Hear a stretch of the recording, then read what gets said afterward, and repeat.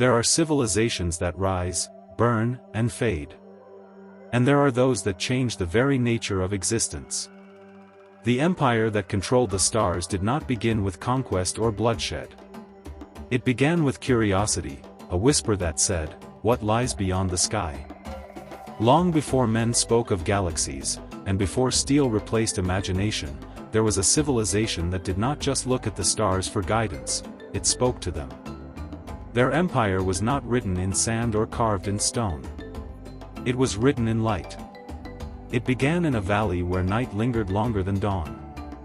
A people who studied shadows began to notice patterns, faint lights moving not randomly, but with purpose. The priests thought them divine signs. The farmers thought them weather omens. But a small group of thinkers saw something else, an intelligence older than time itself. They began to build instruments of glass and crystal, fragile things that could bend starlight into secrets. They learned to measure the rhythm of the cosmos, the pulse between silence and eternity. Every night, they gathered under the same sky, mapping the heavens, connecting dots of light like veins of a living being. And one night, when the air was still and the world seemed to hold its breath, they saw something impossible, a star that pulsed back. Not twinkled. Not shimmered. But responded. From that night onward, their fate changed.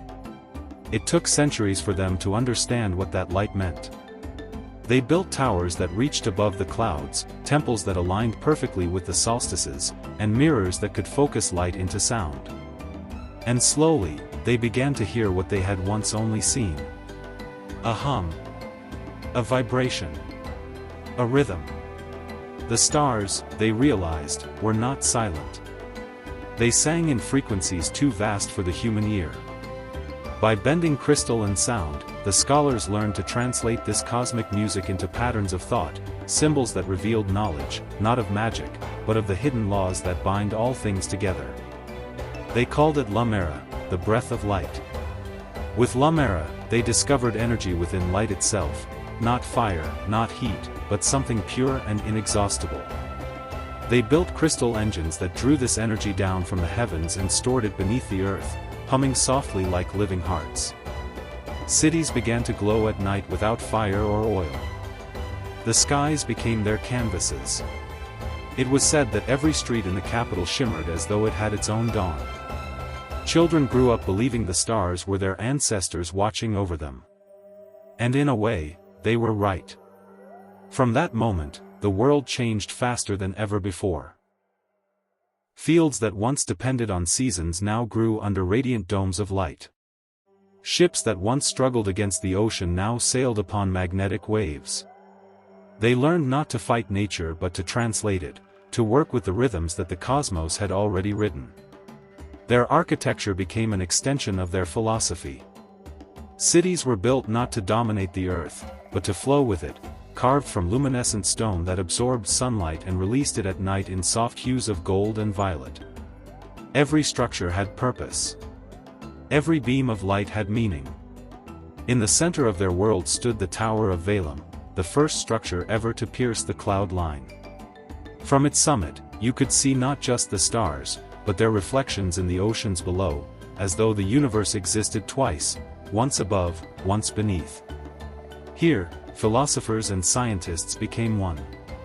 They were not separated by religion or reason, for to them, understanding creation was the highest act of worship. Generations passed, and the people of Lumara spread across continents, carrying their light with them. They built libraries that glowed like suns and gardens that flourished even in darkness. The concept of night began to disappear. Wherever their civilization touched, illumination followed, not just of cities, but of minds. Children were taught that the stars were not unreachable, that every being was a reflection of cosmic order. Knowledge became their currency. Wisdom became their law. And for the first time, humanity began to live in harmony with itself. It was an age not of kings, but of keepers, those who protected knowledge, not power. And yet, like every golden age, its brilliance carried within it the seed of danger. For when light becomes boundless, it can blind as easily as it can guide. The scholars discovered something strange as their crystal towers grew taller. The stars seemed to respond less. Their signals became slower, their messages fragmented. Some believed the stars were dying. Others thought they had given all they could, that humanity had taken too much light, and the cosmos was retreating. One elder, whose name has been lost to time, wrote in the final days of his life. We looked into the heavens and saw our own reflection. Perhaps the stars do not speak to us anymore because we have become one of them. But others refused to believe that. They pushed harder, delving deeper into the heart of Lumara's energy. And in doing so, they awakened something they could not control, a pulse stronger than any light, a frequency that made even the mountains tremble. For the first time, the Empire felt fear. The first eclipse. It began with silence. The lights of the capital flickered, then dimmed. The skies turned dark, though no cloud covered them. And in the heavens, the stars themselves seemed to fade, as though an unseen curtain had been drawn across the cosmos. The scholars rushed to their towers, adjusting their lenses, recalibrating their crystals. But the light that once obeyed them now rebelled. Engines that once hummed with gentle rhythm began to shatter under their own brilliance. Towers glowed red, then cracked like glass under immense pressure. The city of Lumara fell into chaos. The people who once walked calmly beneath eternal light now stumbled in fear through streets illuminated only by the fires of their failing creations. They called this event the Great Eclipse. It lasted one full day and one full night, but for those who lived through it, it felt like eternity. When the light returned, it was not the same. It was colder, distant, almost watchful. The scholars called it the second sun, a pale, artificial dawn that lingered in the sky, as though the universe itself had left them a warning: you have touched too much of the divine. After the Great Eclipse, the Empire changed. They learned caution. They learned humility. And they learned that power, even in its purest form, carries a shadow. Their towers still shone, but softer now, their lights no longer reaching for the heavens but falling gently upon the earth. The Empire turned inward, seeking balance between wonder and wisdom. They began to teach not just how to control light, but how to listen to it. The children of the next generation were taught a new philosophy. The stars are not to be ruled. They are to be remembered. In that single sentence, the destiny of the Empire shifted. They had learned that the stars were never meant to be conquered, they were mirrors of what humanity could become when knowledge and humility walk hand in hand. The legacy begins. As centuries passed, Lumara's brilliance became legend. Other nations looked to the heavens and saw the faint glow of their towers across the horizon, whispering, "There lies the empire that controlled the stars."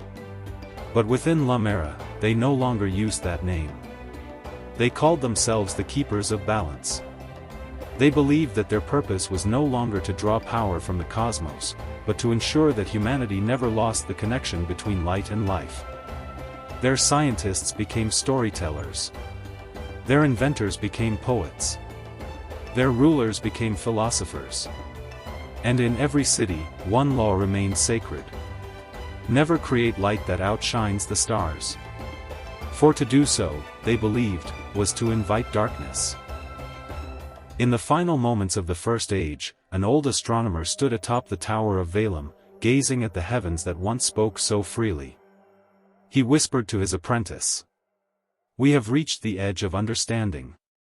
Beyond this lies not knowledge, but remembrance." He turned one last time to the twin suns that rose over the horizon, one true, one reflected, and smiled.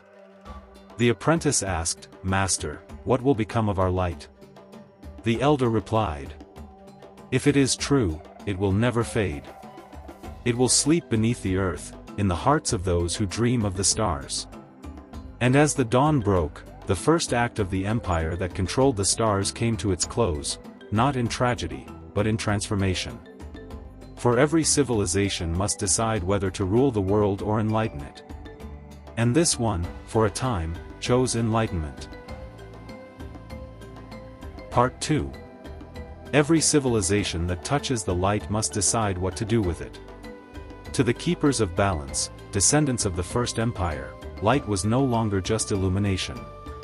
It was memory. It was the pulse of creation itself. They had lived for centuries in quiet brilliance, letting the world breathe after the Great Eclipse. But the stars, as they always do, began to call again. Not in words.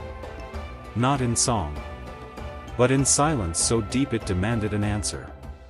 It began with a dream shared by many. Scholars, builders, farmers, people who had never met, all began to see the same vision. A staircase of light stretching from the horizon into the heavens. At the top, not gods, but a mirror, reflecting the face of humanity itself. The elders called it the second calling. It was not an order, but an invitation. The universe was whispering once again, "Come see what lies beyond." But this time, they would not rush blindly into the unknown. They had learned from the Great Eclipse that the universe does not grant its secrets easily. So they built with reverence. They studied with patience. And as they began to rebuild the old towers, something remarkable happened. The stars began to pulse again. Faintly at first. Then brighter. As though the cosmos itself recognized their humility and answered. Yes, you have remembered who you are. In the highlands of Lumara, near the ruins of the first tower of Valem, new structures began to rise, taller, finer, carved from stone so polished it reflected both sunlight and starlight at once.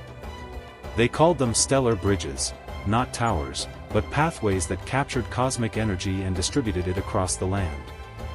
Each bridge connected cities thousands of miles apart through a lattice of radiant veins that glowed softly at night, as though the empire itself had become a living constellation.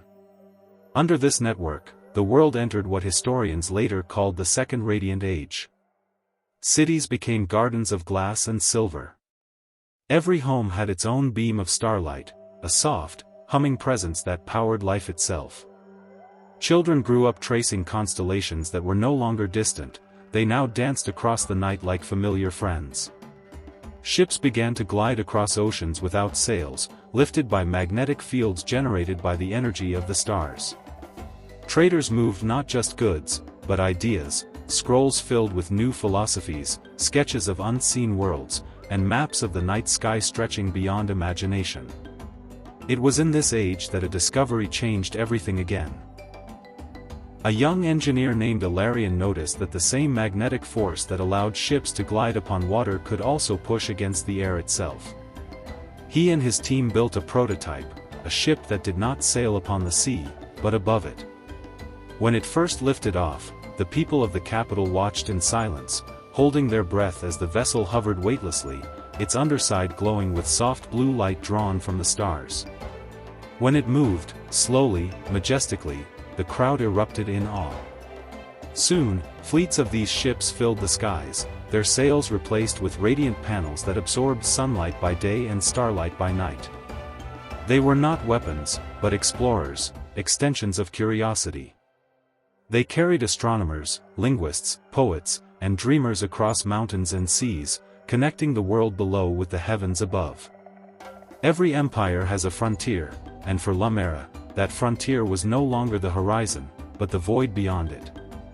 In the mountain city of Alindra, scholars developed a new kind of instrument, one that could magnify light not just from nearby stars, but from other galaxies. Through it, they saw not random lights, but patterns, vast spirals of stars, like cosmic fingerprints.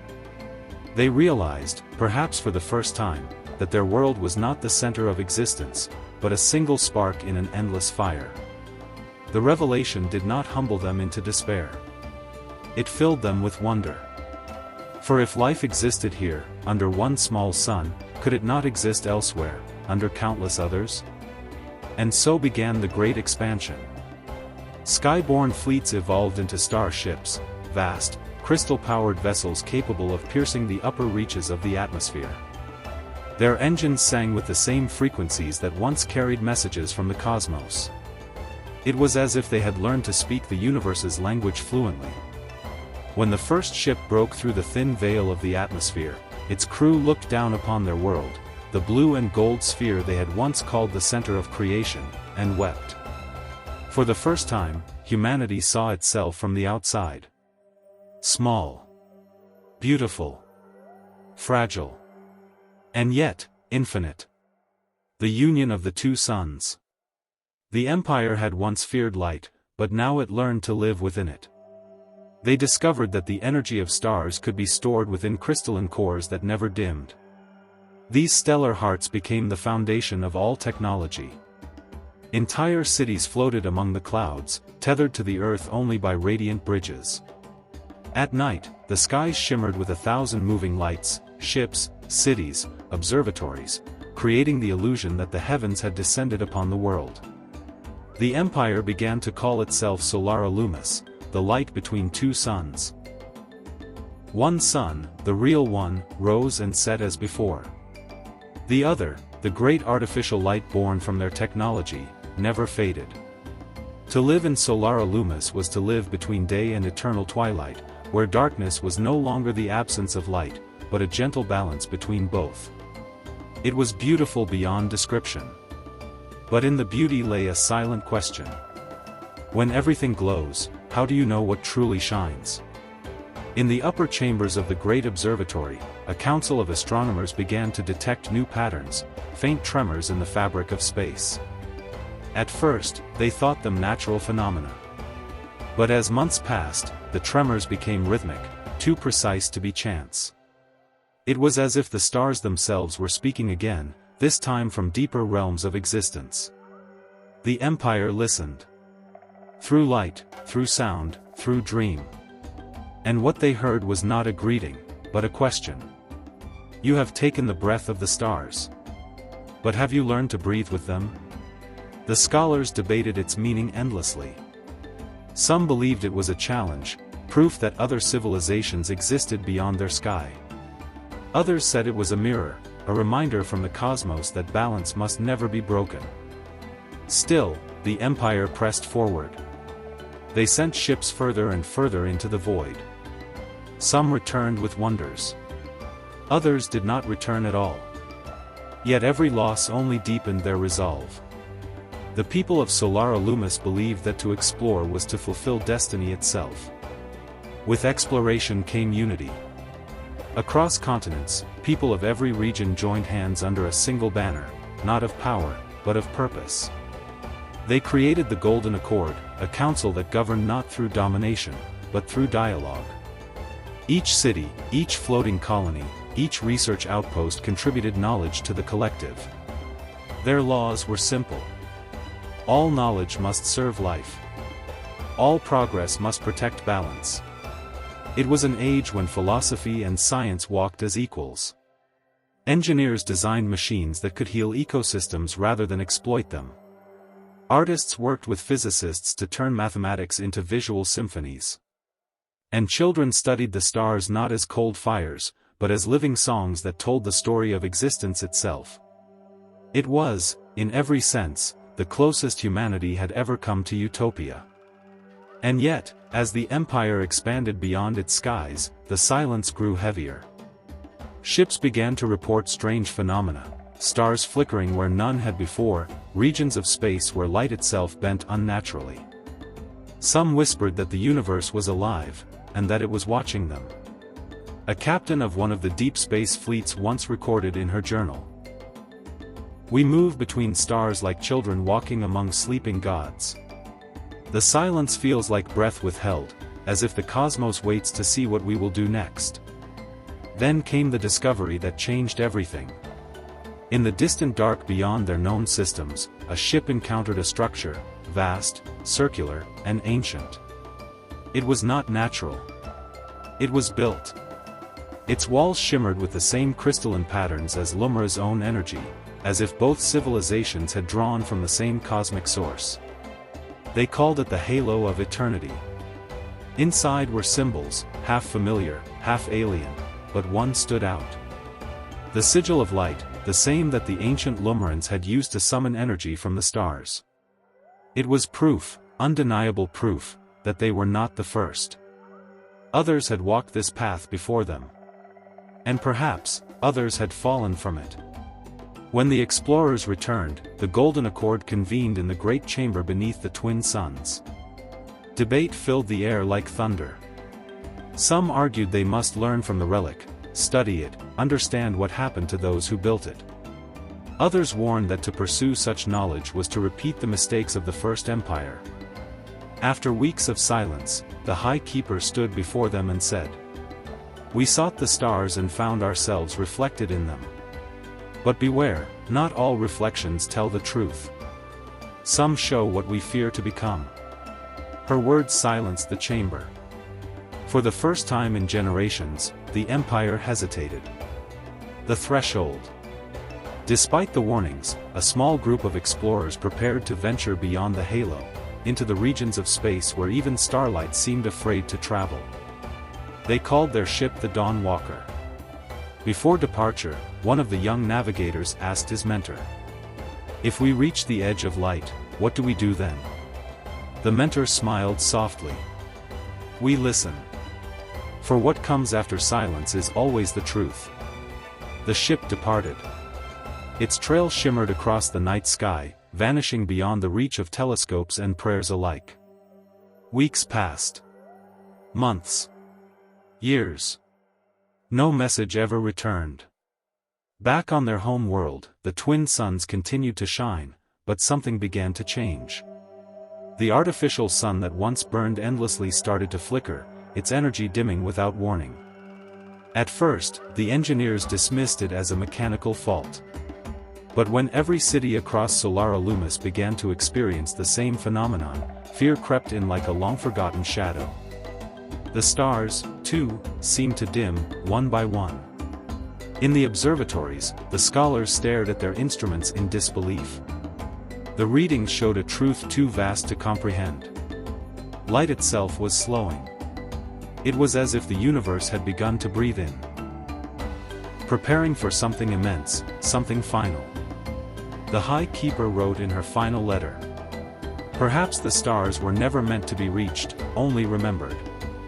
Perhaps they allowed us to touch them so we might understand what it means to be small, and what it costs to forget it." The Empire stood at the height of its glory, cities in the sky, engines of pure light, ships that danced between worlds, and yet, deep within its heart, the same old question returned. What happens when humanity believes it can control what was meant only to be understood? As the artificial sun flickered one last time, the night returned, pure and unbroken. The people of Solara Lumis gathered in silence, looking up at the heavens, where only a handful of stars still burned. And for the first time in centuries, they remembered what darkness felt like. Not as fear, but as truth. Every story leaves behind an echo. A whisper that asks us to look deeper, beyond what we see, and into what might have been. If this journey made you think, if it sparked your curiosity or stirred something within, don't let it fade away. Subscribe to the channel. Join this growing community of thinkers and dreamers. And let's keep exploring the untold stories of our world, and the worlds that could have been.